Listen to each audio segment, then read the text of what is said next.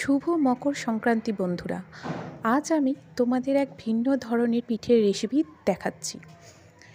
তো চালগুড়ি মেখে একটা ডো বানিয়ে নাও, সেটাকে একটা থালাতে নিয়ে তার পাশে যে ধরনের পুর পছন্দ করো তা নিয়ে বসে যাও।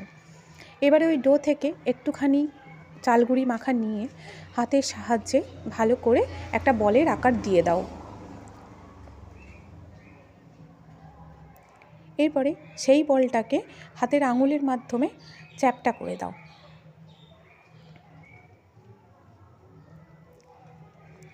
তারপরে যে ধরনের পুর ভালোবাসো সেই পুর নিয়ে হাতে করে একটা বল বানিয়ে নাও। এবারে তোমাদের যদি মনে হয় বলটা ছোট হয়ে গেছে, তার আরেকটু নিয়ে বানিয়ে নিতে পারো, তাতে কোনো অসুবিধা নেই। এবারে ওই বলটাকে যে চ্যাপ্টা মতন লেচিটা বানিয়েছিলে সেটার মধ্যে ভরে আর বলের আকার দিয়ে দাও।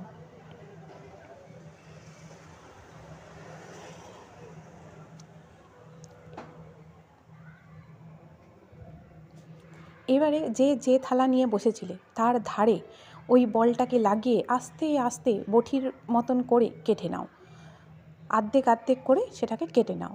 এবারে এটার নাম হলো ডিম পিঠে, হাফ বয়েল ডিম পিঠে। এবারে তোমাদের যদি মনে হয় কুসুমটা পড়ে গেছে, তাহলে কোনো অসুবিধা নেই, ভাবনা চিন্তা কিছু করো না, সেই কুসুমটা তুলে আবার ডিমের মধ্যে রেখে দাও। তো দেখতে পাচ্ছ রেসিপিটা তৈরি হয়ে গেল, হাফ বয়েল ডিম পিঠে। এখানে দেখো বিভিন্ন রকমের রেসিপি দেখতে পাচ্ছ, ডিজাইনের পিঠে দেখতে পাচ্ছ। তো তোমাদের যদি কোনো রেসিপি দরকার হয় তা অবশ্যই কমেন্ট করে জানিও। ভিডিওটি কেমন লাগলো অবশ্যই জানিও। ধন্যবাদ।